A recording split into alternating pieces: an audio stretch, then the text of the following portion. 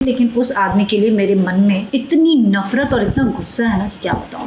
मैंने बोला कि अब तो फादर के एज के हैं मेरे, मैं फ्रेंडशिप कैसे करूं। मैं रिस्पेक्ट करती हूँ, आप जो कहेंगे गाइड करेंगे मैं वैसे करूंगी। भाई अगर तुम एक्ट्रेस बनना चाहती हो तो तुम्हें तो ये काम करना पड़ेगा।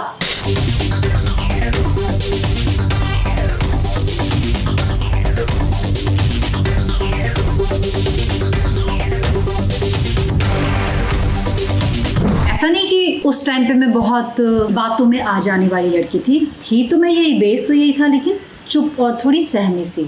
शहर का असर होता है ना, छोटे शहर से आप बड़े शहर में आते हो तो शांत वाली। गई एक प्रोडक्शन हाउस में, 60-65 इयर्स का वो बुढ़ा होगा, मैं बुढ़ा बोलूँगी हाँ, पहली बार आप ऐसा सुनोगे। लेकिन उस आदमी के लिए मेरे मन में इतनी नफरत और इतना गुस्सा है ना कि क्या बताऊँ।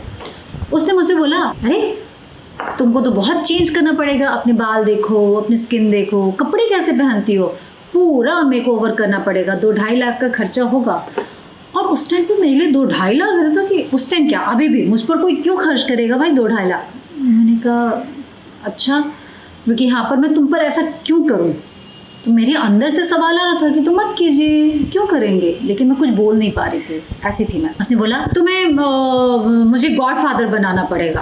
अब भाई गॉडफादर क्या होता है मुझे नहीं पता था। मैंने कहा ये क्या होता है, तो बोला फ्रेंडशिप करना पड़ेगा। तो मैंने बोला कि अब तो फादर के एज के हैं मेरे, मैं फ्रेंडशिप कैसे करूँ। मैं रिस्पेक्ट करती हूँ, आप जो कहेंगे गाइड करेंगे मैं वैसे करूँगी। तो सीधा वो एकदम गुस्से में जो होता है ना कि गाइड वाइड कुछ नहीं होता, यहाँ पर फ्रेंडशिप करनी पड़ती है, और एक्ट्रेस बनने आई हो ना तो ये ड्रामा बंद करो, ये सीधे साधे और ये थोड़ा स्मार्ट रहो, स्मार्ट बनना पड़ेगा। मैंने कहा सर मैं ऐसी हूँ अभी। तो उसने बोला कि देखो कुछ तो उसने बोला सुनो, अगर मेरी बेटी भी एक्ट्रेस बनती ना तो उसके साथ भी मैं सोता। मेरी पूरी पर्सनालिटी उसकी बात से बदल गई थी। मैं 1 महीने किसी मीटिंग में नहीं गई थी, इतनी अनईजी हो गई थी मैं अपने कपड़ों को चेक किया कि मैं ठीक तो आई हूँ, जीन्स पहना है, टी शर्ट पहना, समझ नहीं आ रहा था कि क्या प्रॉब्लम है। वहाँ से बस किसी तरीके से मैं निकली, कुछ हुआ नहीं, उस बंदे ने कुछ भी नहीं किया, लेकिन जो कहा वो बहुत घर कर गया। बेसिकली वो डायरेक्टली मुझे नहीं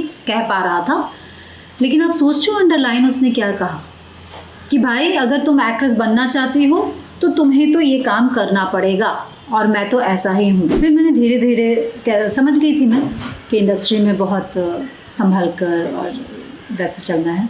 मैंने फिल्म के लिए कभी ट्राई नहीं किया उसके बाद। पर मैं जानती हूँ आप लोगों में से बहुत सारे लोग एक्टर बनने का सोच रहे हैं या आते हैं सपने लेकर।